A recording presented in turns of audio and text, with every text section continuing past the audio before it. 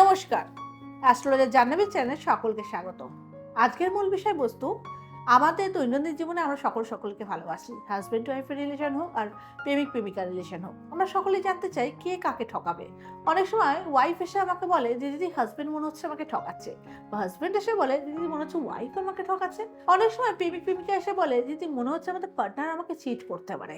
এই বিষয় নিয়ে আজকে আলোচনা করবো। আমাদের জন্মকুণ্ডলীর কোন সেই বিষয় দেখলে আমরা বুঝতে পারবো আমাদের পার্টনার আমাদের ঠকাতে পারে, সেটা নিয়ে বিস্তারিত আলোচনা করবো। আর প্রত্যেককে বলবো, যদি আমার অনুষ্ঠানটি আপনাদের ভালো লেগে থাকে অবশ্যই লাইক করবেন, শেয়ার করবেন, সাবস্ক্রাইব করবেন, আর বেল বাটনটা প্রেস করতে একদম ভুলবেন না, যাতে আগামী দিনে সুন্দর সুন্দর এপিসোডগুলো আপনাদের কাছে পৌঁছে যেতে পারে। চলে আসে মূল বিষয়বস্তু।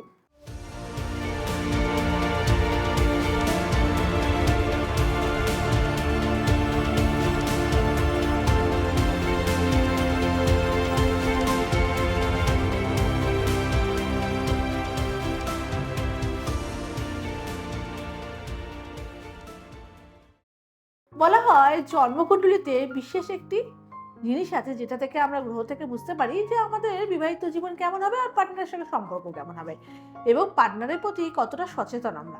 আদৌ কি আমরা পার্টনারকে ভালোবাসবো, না আমাদের জীবনে অন্য কোনো রিলেশনশিপ আসবে, বা আমি পার্টনারকে ঠকাবো না পার্টনার আমাকে ঠকাবে, সেটা আমরা কি করে বুঝবো? খুব ইন্টারেস্টিং বিষয় না? হ্যাঁ, বিস্তারিত আলোচনা করি। বলা হয় আমাদের জন্মকুণ্ডলিতে শুক্র হয় রিলেশনশিপ। হ্যাঁ, অনেকেই জানে শুক্র হচ্ছে ছেলেদের ক্ষেত্রে বিবাহের কারক এবং তাদের স্ত্রীর কারক। শুক্র শুধু স্ত্রীর কারক না আর বিবাহের কারক নয়, শুক্র হচ্ছে আমাদের প্রেমের কারক। শুক্র গ্রহ যদি কারো পজিটিভ না থাকে, সেই ক্ষেত্রে প্রেমের জীবন সুখকর হয় না, প্রেমের ক্ষেত্রে নানান বাধার সৃষ্টি হয়। আর সেই শুক্রের অবস্থান থেকেই আমরা বুঝতে পারবো যে আমাদের পার্টনারকে আমরা কতটা ভালোবাসবো আর আমরা তাদেরকে চিট করবো কিনা। চলে আসি সেই বিষয়বস্তুতে। জন্মকুণ্ডলী যদি সপ্তম ভাগে শুক্র থাকে, আর শুক্রের সঙ্গে যদি রাহু থাকে, তার সঙ্গে যদি চন্দ্রের অবস্থান থাকে, তো সেই ক্ষেত্রে বলা হয় সপ্তম ভাগ হচ্ছে আমাদের বিবাহের কারক। আর সপ্তম ঘর থেকেই আমরা প্রেম ভালোবাসাকে মেনশন করে থাকি। বলা হয় একটা জাতক জাতিকা শুধু প্রেম করলে হয় না, প্রেমটা যখন বিয়ে অবধি কনভার্ট হয় তখনই কিন্তু সেটা ভালোবাসার পরিপূর্ণতা রূপ নেয়। সেই ক্ষেত্রে সপ্তম ভাগে যদি কারো শুক্র এবং রাহুর অবস্থান থাকে, সেই ক্ষেত্রে বলা হয় সপ্তম ভাগ যেহেতু আমি স্বয়ং নিজে, আর রাহু যেহেতু শরীর নেই, তাই শুক্রকে দিয়ে রাহু তার কাম ভাবনাকে পরিপূর্ণ করে। এবং শুক্র রাহু যখন একত্রে থাকে, সেখানে চন্দ্রের অবস্থান থাকে, জাতকের মধ্যে দেখা যায় তার পার্টনারকে নিয়ে নানানভাবে বিভ্রান্তি। অর্থাৎ সেই জাতক বিভিন্ন রকম ভাবে রিলেশনশিপে যুক্ত হয়ে যায়। কোনো মেয়ের চোখ ভালো লাগে তো কোনো মেয়ের ইনকাম ভালো লাগে, বা কোনো মেয়ের হাইট ভালো লাগে তো কোনো মেয়েকে অন্য রকম ভাবে ভালো লাগে। তো সেই ক্ষেত্রে জাতকের মধ্যে বিভিন্ন অপশন থাকে। আর সপ্তম ভাগে রাহু শুক্র থাকা মানেই জাতক নিজে চিট করে পার্টনারের সাথে, অর্থাৎ সপ্তম ভাব স্বয়ং নিজের বিবাহের ঘর। এবং সেই ক্ষেত্রে দেখা যায় বিয়ের আগে রিলেশনশিপ ভেঙে যায়, বা বিয়ের পরে থার্ড পার্সনের আগমন অবধি হতে পারে। এবং এই ক্ষেত্রে এইসব জাতক জাতিকাদের মধ্যে দেখা যায় প্রেম প্রবণতা এতটা অতিরিক্ত মাত্রায় থাকে, খুব অল্প সময়ে মানুষকে মানুষ ভালোবেসে ফেলে, বা সেখান থেকে রিলেশনশিপের সৃষ্টি হয়ে যায়। এই ক্ষেত্রে বলবো, শুক্র এবং রাহু যদি কারো কারের সঙ্গে সপ্তম স্থানে থাকে, সেই ক্ষেত্রে কিন্তু অবশ্যই ছকটা বিচার করে নেওয়া খুবই দরকার। যদি মনে হয় আমার সঙ্গে আলোচনা করবে, তো আমার নিচে দেওয়া কন্ট্যাক্ট নাম্বারে কন্ট্যাক্ট করে আমার কাছে চলে আসতে পারো। অবশ্যই তোমাদেরকে আমি উপকার করবো বা হেল্প করবো। এই তো গেল সপ্তম ভাব বিয়ের ক্ষেত্রে, এবং তুই পার্টনারকে চিট করছো, সেখান থেকে আমরা বুঝতে পারছি। কিন্তু হ্যাঁ, অনেকেই হয়তো জন্মকুণ্ডলী খুলেছো, জন্মকুণ্ডলীতে খুলে দেখতে পাচ্ছ সপ্তম ভাগে তোমাদের শুক্র রাহু আছে, তোমাদের মন খারাপ হয়ে গেছে। আমি কি আপনার পার্টনারকে চিট করব, বা আমার পার্টনার কি আমার দ্বারা দুঃখ পাবে? হয়তো তোমাদের মনে এটা মনে হচ্ছে, কিন্তু এটা মনে করো না, কারণ জন্মকুণ্ডলীর নানানভাবে নানান গ্রহ অবস্থান করতেই পারে। সেটা কম বেশি যদি আমরা রেকটিফাই করে নিই বা প্রতিকার করে নিই, তাহলে কিন্তু এই সমস্যা থেকে আমরা বেরিয়ে আসতে পারি।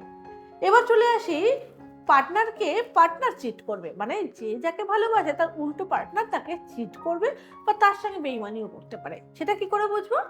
বলা হয় যদি কখনো শুক্র রাহু সপ্তমে না থেকে লগ্নে থাকে, লগ্ন মানে স্বয়ং নিজে, এবং সে লগ্নে নিজে থেকে সপ্তম স্থানে দৃষ্টি প্রদান করবে। অর্থাৎ আগের বার যেখানে সপ্তম স্থানে শুক্র রাহু ছিল বিবাহের ঘরে, সেখানে হচ্ছে নিজে চিট করছো। আর যেখানে লগ্নে রয়েছে শুক্র রাহু ডাইরেক্ট সপ্তমে দৃষ্টি প্রদান করছে, সেখানে তোমার পার্টনার অর্থাৎ তোমার ওয়াইফ যদি হয় ওয়াইফ চিট করতে পারে, হাজব্যান্ড হলে হাজব্যান্ড চিট করতে পারে, বা যদি তোমরা রিলেশনশিপে থাকো সেখানেও কিন্তু চিট করতে পারে তোমার সাথে। অর্থাৎ সেক্ষেত্রে দেখে নাও তোমার লগ্নে শুক্র রাহু আছে কিনা, এবং তার সঙ্গে চন্দ্রের অবস্থান থাকলে তো অবশ্যই তোমাদের কিন্তু ভালোবাসায় তোমার সঙ্গে প্রতারণা করবে। অর্থাৎ সেক্ষেত্রে কিন্তু তোমরা আগাম সতর্কতা হও, না হলে কিন্তু তোমাদের প্রেমের জীবন সুখকর হবে না।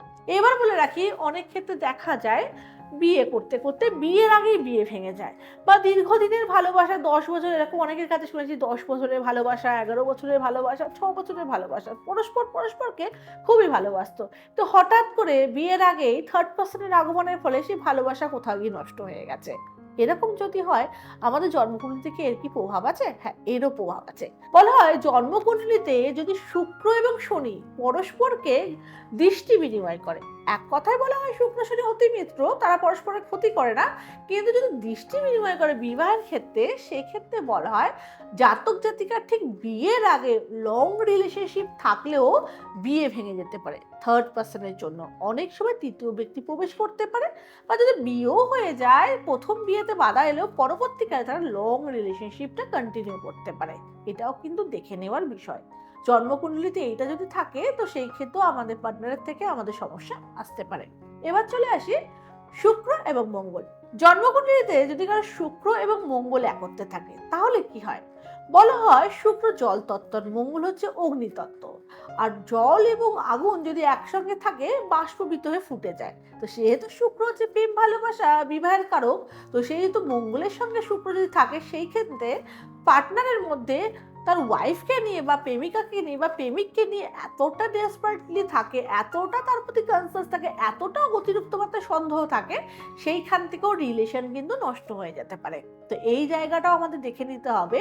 যদি কারো শুক্র এবং মঙ্গল একত্রে থাকে, সেই ক্ষেত্রে রিলেশনশিপগুলো থেকে সন্দেহ থেকে সমস্যা ক্রিয়েট হতে পারে, সমস্যা আসতে পারে, সেটাও কিন্তু একটু রেকটিফাই করে নিতে হবে। আর যদি মনে হয় আমার কাছে এসে জায়গাটা ঠিক করে নেবে, তো নিচে দেওয়া কন্ট্যাক্টে কন্ট্যাক্ট করে আমার সঙ্গে কন্ট্যাক্ট করে নিতে হবে। দেখবি সমস্ত সমস্যার সমাধান আমি অতি সহজে সমাধান করে দিচ্ছি। এবার চলে আসি আমাদের ছকে শুক্র, চন্দ্র এবং রবি। যদি আমাদের সঙ্গে শুক্র, চন্দ্র, রবি একত্রে থাকে, তাহলেও সেই ক্ষেত্রে কিন্তু দেখা যায় আমাদের বিবাহের পর 2 বছর 3 বছর, অনেকের ক্ষেত্রে দেখা যাচ্ছে বিয়ের 20 বছর পরও রিলেশনশিপ এসেছে। যে এমন অনেক মানুষকে আমরা দেখেছি না, যারা কোনো রিলেশনশিপে যেতেই পারতো না, তার ওয়াইফকেই খুব ভালোবাসতো বা হাজবেন্ডকে, কিন্তু তাদের কোনো একটা সময়ের পর নতুন রিলেশনশিপের সূত্রপাত হয়েছে, এরকমও দেখেছি। যদি কার জন্মকুণ্ডলীতে এই অবস্থান থাকে গ্রহের এবং সেই দশাও পড়ে যায়, তখন কিন্তু নতুন রিলেশনশিপও আসতে পারে। তাই প্রত্যেককে বলবো, শুক্রের অবস্থান আমাদের দেখে এবং তার সঙ্গে চন্দ্র, রবি, মঙ্গল, রাহু, বিভিন্ন গ্রহের অবস্থান দেখে আমরা বুঝতে পারবো আমাদের লাইফ পার্টনার আমাদের ঠকাবে না আমরা আমাদের লাইফ পার্টনারকে ঠকাবো। এইটা দেখে কিন্তু আমরা রেকটিফাই করে নিতেই পারছি আগে থেকে। এবার প্রত্যেককে বলবো, এই নয় যে তোমাদের পার্টনারের ছকে এরকম সমস্যা রয়েছে মানে তোমরা পার্টনারকে ছেড়ে দেবে, কখনোই না। তোমরা চেষ্টা করবে পার্টনারের সমস্যাগুলোকে সমাধান করে, সেইগুলো রেকটিফাই করে তাদের সঙ্গে সুন্দর সুখে সংসার করা আর সুন্দরভাবে একসঙ্গে কাটানো।